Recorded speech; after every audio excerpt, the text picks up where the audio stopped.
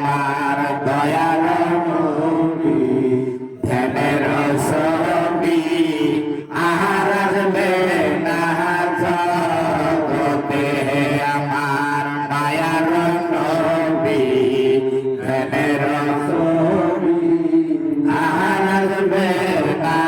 জগতে নবী উম্মতের কান্ডারি সত্তর দিশারি উম্মতের কান্ডারি